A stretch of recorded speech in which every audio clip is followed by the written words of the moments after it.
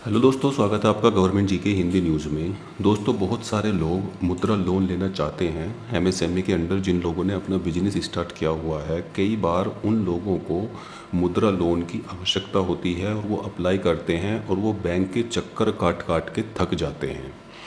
कई बार दोस्तों, जो बैंक के मैनेजर होता है वो आपसे कुछ कमीशन लेने के चक्कर में आपकी फ़ाइल को रिजेक्ट कर देता है। ये जो कुछ बीच के दलाल होते हैं वो अपने कमीशन के चक्कर में आपकी फ़ाइल को रुकवा देते हैं। तो अगर आप भी इस तरीके की कोई प्रॉब्लम फेस कर रहे हैं तो आज हम उसका एक ऐसा निवारण बताने जा रहे हैं जिसका यूज़ करके आप मैनेजर तक की भी क्लास लगवा सकते हैं। जी हाँ दोस्तों, गवर्नमेंट ने और जितने भी सरकारी बैंक है, खासकर एसबीआई ने एक गाइडलाइन तैयार की हुई है कि अगर किसी के डॉक्यूमेंट्स कंप्लीट हैं तो 30 दिन के अंदर अंदर उसको मुद्रा लोन प्राप्त हो जाना चाहिए। अगर मुद्रा लोन दोस्तों प्राप्त 30 दिन के अंदर अंदर नहीं होता है और आपके डॉक्यूमेंट्स कंप्लीट हैं तो आप ज़बरदस्त एक्शन ले सकते हैं। उसी के बारे में आज हम इस वीडियो में डिस्कस करेंगे। दोस्तों, मुद्रा लोन को आप इन संस्थानों से ले सकते हैं, यानी कि जो 27 पब्लिक सेक्टर बैंक हैं उनमें से किसी में भी जाकर आप मुद्रा लोन के लिए अप्लाई कर सकते हैं। 17 निजी बैंक ऐसे हैं हमारे देश में, यानी कि प्राइवेट बैंक ऐसे हैं जैसे एचडीएफसी हो गया, आईसीआईसीआई हो गया। इन बैंकों के द्वारा भी आप मुद्रा लोन के लिए अप्लाई कर सकते हैं। 31 क्षेत्रीय ग्रामीण बैंकों में भी अप्लाई कर सकते हैं, 4 सहकारी बैंकों में भी अप्लाई कर सकते हैं और 36 माइक्रो फाइनेंस संस्थानों के द्वारा भी ये लोन प्रोवाइड कराया जाता है। और 25 एनबीएफसी यानी कि नॉन बैंकिंग फाइनेंशियल कंपनीज जो होती हैं, जिन्हें गैर बैंकिंग वित्तीय संस्थान कहा जाता है, उनमें भी आप ये लोन अप्लाई कर सकते हैं। इस लोन का मकसद दोस्तों छोटे व्यवसायों को और बिजनेस को बढ़ावा देना है। अब देखिए, यहाँ पर आप गाइडलाइन पढ़िए एसबीआई की। अगर एसबीआई में 30 दिन के भीतर आपको लोन नहीं मिलता है तो आपको क्या करना है। एसबीआई ने ये निश्चित किया है कि वो देश के छोटे कारोबारियों यानी एसएमई को 30 दिन के भीतर लोन देगा। यदि आपको स्टेट बैंक ऑफ इंडिया में 30 दिन के भीतर लोन नहीं मिलता है तो आप एसबीआई के चेयरमैन को डायरेक्ट मेल कर सकते हैं।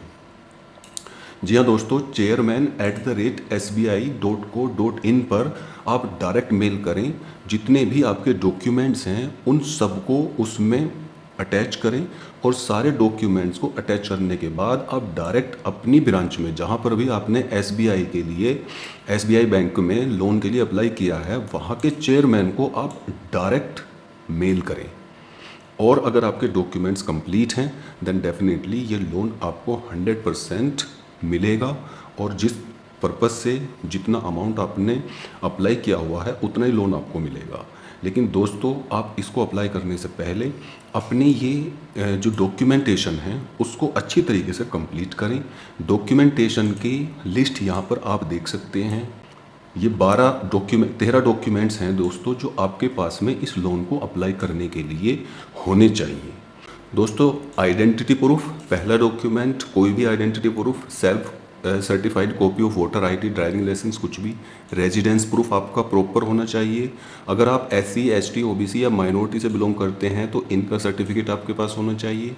Identity of address of the business enterprise copy, ये प्रॉपर आपका होना चाहिए लोन को अप्लाई करने से पहले। Copies of relevant licence, registration certificate, other documents pertaining to the ownership, identity and address of business unit.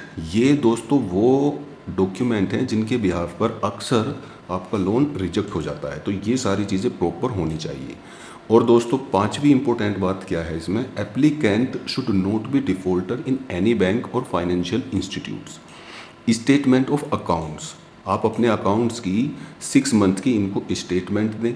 उसके बाद में last 2 year balance sheet of the unit along with income tax. अगर आपने new business start किया है तो आपको इसको देने की ज़रूरत नहीं है और आप अपने बैंक मैनेजर से इसके बारे में डिटेल में पूछ सकते हैं।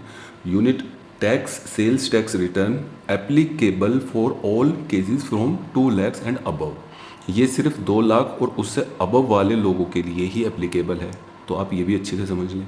Projected balance sheets, projected balance sheet for 1 year in case of working capital limits and for the period of the loan in case of term loan, applicable for all cases from 2 lakhs and above। ये document भी जो projected balance sheet है ये भी उन लोगों के लिए रिक्वायर्ड है जो जिन्होंने लोन 2 लाख से ऊपर अप्लाई किया हुआ है। Sale achieved during the current financial year up to the date of submission of application, जितनी भी आपकी सेल्स हुई है उन सब की जो स्टेटमेंट है वो अचीव जो आपने किया है वो आप निकाल कर ले जाइए। Project report for the purpose of project containing details two of technical and economic viability, इसको प्रॉपरली आप बना कर लेकर जाएं। जिस पर्पज़ से आप लोन लेने जा रहे हैं उसकी डिटेल, उसकी टेक्निकल एंड इकोनॉमिक वाइबिलिटी आप इसको अच्छे से तैयार कराएं। इन सारी चीज़ों को तैयार कराने के लिए दोस्तों आप किसी सीए से भी बात कर सकते हैं, वो प्रॉपर आपकी फ़ाइल मेंटेन करके आपको देगा। अगर 2 पार्टनर आप मिलकर जो अपना बिजनेस चला रहे हैं तो पार्टनरशिप डीड आपकी होनी चाहिए। एसेट्स एंड लायबिलिटी स्टेटमेंट, कि आपको ये एसेट्स एंड लायबिलिटी स्टेटमेंट क्या होती है और ये कैसे वो तैयार करके देगा। और दोस्तों आपके photos, 2 copies of photographs, proprietor और पार्टनर, अगर आपका पार्टनर है तो प्रॉपर्टियर के भी और आपके भी 2-2 फ़ोटो चाहिए होंगे।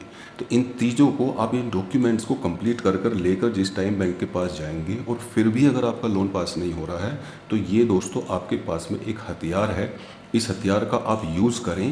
देन डेफिनेटली जो बैंक का मैनेजर है उसकी खटिया खड़ी हो जाएगी और वो 100% आपका लोन अप्रूव करेगा। धन्यवाद।